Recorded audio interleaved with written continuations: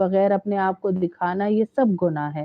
پردے کے بغیر، پردے کے ساتھ آپ دنیا کا کوئی بھی کام اللہ کی باؤنڈریز میں رہتے ہوئے کریں گی تو وہ گناہ نہیں ہے انشاءاللہ۔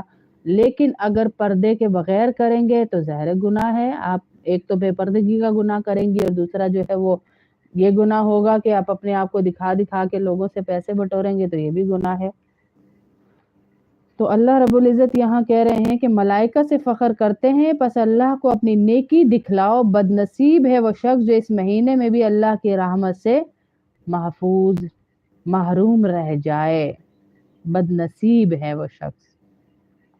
کس نے بد نصیب کہا ہے؟ اللہ کے نبی صلی اللہ علیہ وسلم نے کہا ہے بد نصیب کہ وہ اس مہینے میں بھی جو اپنا موبائل نہ بند کر سکے۔ آپ دیکھیں ہم سائلنٹ پہ بھی موبائل لگاتے ہیں نا، بیکاز آج ہماری اور آپ کی اس دور کے حساب سے اکارڈنگلی ماحول کے حساب سے اتنی ضرورت بن چکی ہے کہ موبائل کے بغیر ظاہر ہم کیسے کنیکٹ رہیں گے۔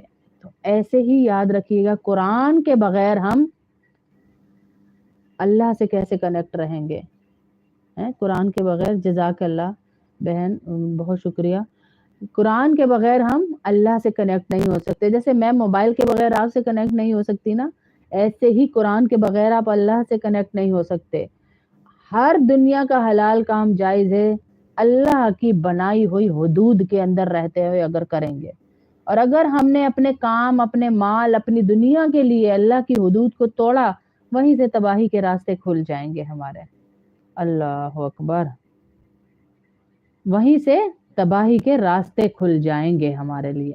تو ہم جب تباہی کے راستوں پہ چلتے ہیں نا تو تب ہم اچھی چیز کو بھی دیکھتے ہیں تو ہمیں وہ لگتا ہے کہ گندی ہے۔ اچھا شروع میں جو اس طرح کے میسیجز آتے تھے نا تو ہم بڑے پریشان ہو جاتے تھے۔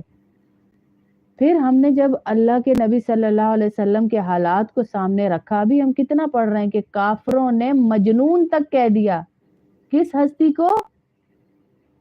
کس ہستی کو؟ دو جہان کے سردار کی ہستی کو۔ وعلیکم السلام بیٹا نفیسہ، وہ مانور کیسی ہیں آپ؟ ٹھیک ہیں؟ اللہ آپ سب بہنوں کو عزتیں دے، عافیت دے، ترقیاں دے، برکتیں دے۔ ساری ماشاءاللہ آتی ہیں۔ اللہ ان کو ان کی لانے کی وجہ ایک بہن ان کی بنی ماشاءاللہ زینب، جو ہماری بہت پرانی ساتھی ہیں۔ اللہ ان کو زندگی صحت دے۔ جب میرا بڑا بیٹا 6 سال کا تھا، جو آج ماشاءاللہ میٹرک میں ہے، اس وقت ان سے ہماری ملاقات ہوئی تھی اور وہ ہمارے گھر درس پہ آتی تھی ہمارے مدرسے میں، تو اس وقت ان سے ملاقات ہوئی۔ اور یہ ساری ماشاءاللہ بہنیں ان کی ہیں۔ اللہ ان کی زندگیوں میں برکتیں دے، عافیت دے، حاسدین کے حسد سے بچائے، شیطان کے شر سے بچائے۔ تو پورے قرآن میں ہی بات یہ ہو رہی تھی کہ اللہ پاک یہی ہمیں دیکھیں حوصلے دے رہے ہیں کہ دین کے کام کرنے والوں کے لیے شیطان شیطانیت لے کے ضرور آئیں گے، لیکن آپ نے کرتے چلے جانا ہے ان کو آخرت پہ چھوڑ کے۔ وعلیکم السلام ورحمۃ اللہ۔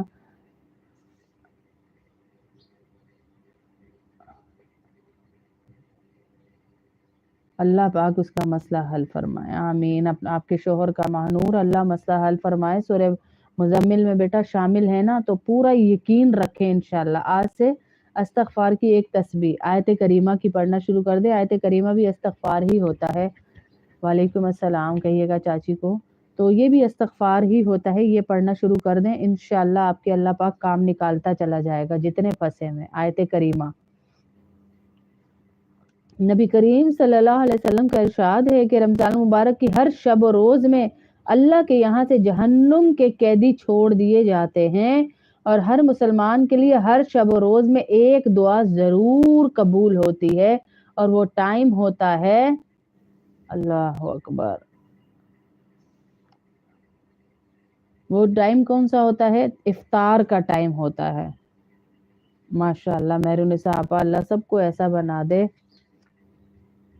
ماشاءاللہ منت، یہ تو بڑی خوشی کی بات ہے۔ ماشاءاللہ ماشاءاللہ ماشاءاللہ، اللہ استقامت دے نماز پر ان کو، آپ کے شوہر کو، اور پورے گھر والوں کو، پورے خاندان والوں کو اللہ نمازی بنا لے، آمین اللہم آمین۔